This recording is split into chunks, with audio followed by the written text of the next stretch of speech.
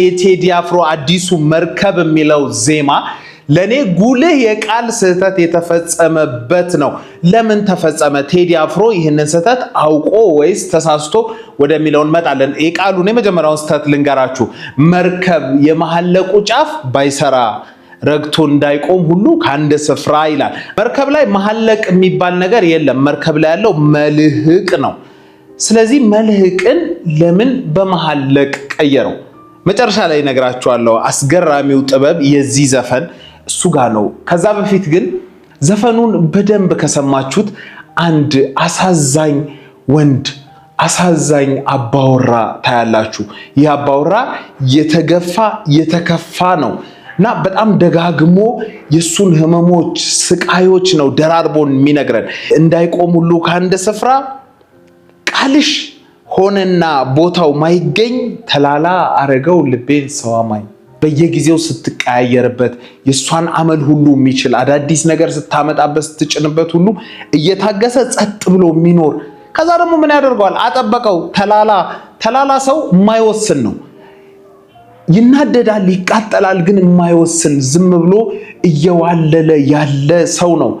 ይሄ አባወራ በጣም ነው የሚያሳዝነው። ተላላ የሆነ የማይወስን ሁሌ የሚሰቃይ የሚያዝን የሚበደል ግን ተበደልኩም ብሎ እንዳይወጣ ተላላ አደረገው። እንደገና ደግሞ አባሰበት፣ ጨመረለት። ቦይ ብቀድለት እንባዬ ፈሶም አይበቃው ወፍ ጭጭጭ ሲል ቆሜ ነው ሌቱን ማነገው። ይኸውልህ ተጎድቷል፣ በሷ ተበድሏል፣ ቃሏ እየተቀያየረ ነው። ግን ኮምፕሌን ማድረግ እንኳን አልቻለም። ኮምፕሌን ማድረግ አይደለም በፊቷ ማዘን እንኳን አልቻለም። ስለዚህ ለማዘኛ ምን ጊዜ ሰጠው? ወፍ ጭጭጭ እስኪል ቆሜ ነው ሌቱን ማነባው። ወንድ ልጅ ብቻውን ነው የሚያለቅስ፣ በሰው ፊት አያለቅስም የሚለው እንደዛ አይነት ግጥም ያለው የሎሬት ጸጋዬ ገብረመድህን ግጥም አለ።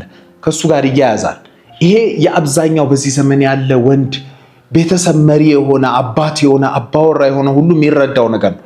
ውስጡ ቁጣ አለ፣ ጩኸት አለ፣ ማዘን አለ። ግን ማዘኑን ማሳየት እንኳን አይችልም። በመጀመሪያው ቨርስ ላይ ሐዘኑን፣ መገፋቱን፣ መከዳቱን አሳየን። ቀጥሎ ደግሞ መከዳቱን መናገር እንዳይችልም አደረገ። እኔ የተረዳሁት አይነት አባወራ በዙሪያ ያለ ማታ ድራፍት ቤት ላይ ጸጥ ብሎ የሚያመሽ የምታገኙት አይነት አባወራ ይመስላል። ህይወት የፈተነችው ፊት እያየ የሚኖር ሲኮሳተሩበት የሚሄድ ሳቅ ሲሉለት ደግሞ ትንሽ የሚሰራ ቢከፋው እንኳን መናገር የማይችል ጸጥ የሚል እንባውን አምቆ ሌሊት ትራሱ ላይ የሚያፈስ ስቃይ ያለበት ወንድ ነው። እስኪ እንደዛ ስሙት። የተገፋ የተከዳ የሚናቅ ክብሩን የተነፈገ ከመነፈግም ባለፈ ለማዘን እንኳን ያልተፈቀደለት አይነት አባወራ ታገኛላችሁ። ከዛ እሱ ያ ሰው አባወራው እሱ ብቻ እንዳልሆነ በዚህ ጊዜ ያለው ሰው በዚህ ስቃይ ውስጥ ያለው ሰው እሱ ብቻ እንዳልሆነ ታዩታላችሁ። ኬት ልዋስ ያኔ ኬት ጽናት ሲመሌ ዲዴ አላኖር ሲለኝ ስጋት። ኬት ልዋስ ጽናትን ማግኘት ትልቅ ነገር ነው። እንዲህ በደከመ በተከፋ ወቅት ጽናትን ይቻላል ይታለፋል ለካ ብል እንኳን አልፎ ያሳየኝ ሰው የለም ነው። ኬት ላገኘው ነው። ሲመሌ ዲዴ በሁለት ትርጉም ነው እኔ ባገኘሁት ያለው። በኦሮምኛው ካንቺ ውጪ እምቢ ማለት ነው። በግዕዝ ደግሞ ጨለማው ሲነግስ ወይም ሌሊቱ ሲሾም ማለት ነው። ስለዚህ ለኔ ግዕዙ የበለጠ ሄዶልኛል። ምክንያቱም ጨለማው በነገሰበት ሰዓት ከማን ጽናት ልዋስ? ምክንያቱም ማንንም አይቶ መበርታት አይችልም። እኔ ያለንበትን ጊዜ ይመስለኛል አንዱ አንዱን አይዞህ ማለት የማይችልበት የተከፋበት ሁሉም አቅም ያጣበት ነው። ከማን ልዋስ ይላል። ከዛ የሲቃ ድምጽ ነው የሚለው የሲቃ ድምጽ ነው የምትሰሙት።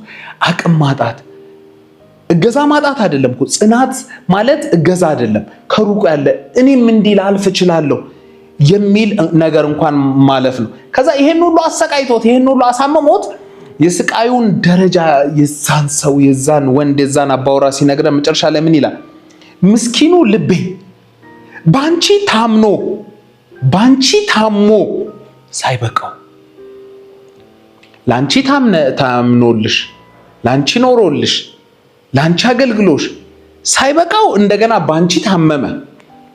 ሪቨርሱ ህመም ሆነ የተመለሰለት። ይሄም ሁሉ ሳይበቃሽ ብለሻል አሉ ትቼዋለሁ። ጆሮ ምን አለ የማይሰማው ይላል። ይሄን ሁሉ ብላም በድላም አጥቅታም ንቃም አዋርዳም በመጨረሻ ግን እሷን ትቼዋለሁ ባይ የምትሆነው ያልተፈለገው አሁንም እሱ ነው። የመጀመሪያው ቃል መርከብ የመሐለቁ ጫፍ ባይሰራ ረግቶ እንዳይቆም ሁሉ ከአንድ ስፍራ ያለው ላይ መሐለቅ ለምን አለ? መልህቅ ለምን አላለም? ምክንያቱም መርከብ ትልቅ እንትን ነው የሚቆመው ስቴብል የሚሆነው በመልህቅ ነው፣ አንከር በምንለው በእንግሊዝኛ። ስለዚህ ትዳርን ወይም ሀገርን የሚወክል ከሆነ ደግሞ መርከብ ካልን መልህቁ ያንን የሚያስተዳድርበት ትልቁ ፓወሩ ነው። መርከቡ የፈለገ ቢያምር የፈለገ ግዙፍ ቢሆን መልህቁ ካልሰራ የመልህቅ አቅም ከሌለው መልህቅ የሌለው መርከብ ሊኖር አይችልም። ማዕበል ይጥለዋል፣ ይደፋዋል፣ በቀላሉ ይደፋል። ኑሮም ሀገርም ምንላቸው እንደ መርከብ ከሳልናቸው ያንን አቁሞ የሚይዝ መልህቅ አለ። ቴዲ አፍሮ እዚህ ጋር ነው ድንቅ ነገር የሰራው። መልህቅን በመሐለቅ ቀየረው።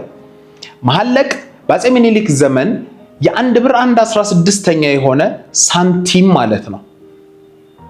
ስለዚህ የአቅም ማጣቱን የዛ ሁሉ መናቅ፣ የዛ ሁሉ መገፋት፣ የዛ ሁሉ መረገጥ፣ የዛ ሁሉ አለመወደድ፣ የዛ ሁሉ አለመፈለግ አቅም መልህቁ አለመቆሙ ነው። መልህቁን ደግሞ መሐለቅ ብሎ ነው ቴዲ የሰራው። ስለዚህ ጥያቄው ኢኮኖሚካል ነው ማለት ነው። መናቁ የመጣው ከኢኮኖሚ ነው። መዋረድ የመጣው ከኢኮኖሚ ነው፣ ከድህነት ነው። ብዙ ወንድ አንገቱን ደፍቶ ለማይገባው ሰው አንገቱን እየደፋ እየተረገጠ እየተሰደበ የአባወራነት የወንድነት ኳሊቲውን አቅሙን አጥቶ ተዋርዶ ከሰው በታች ሆኖ ክብሩን አጥቶ ተተፍቶበት ተረግጦ የሚኖረው ለመሐለቁ ነው። ታዲያ መልህቅን አውጥቶ መሐለቁን ሲተካ ስለ ዘመናችን ችግር፣ ስለ ዘመናችን ትዳር፣ ስለ ዘመናችን ሀገር፣ ስለ ዘመናችን ወንድነት፣ ስለ ዘመናችን አባወራነት ቴዲ አፍሮ ምን እያላችሁ ይመስላችኋል? ተረጋግታችሁ ስሙት። ተስፋ ሪቪውን ፎሎ ማድረግ አትርሱ። ሰላም ሁኑልኝ።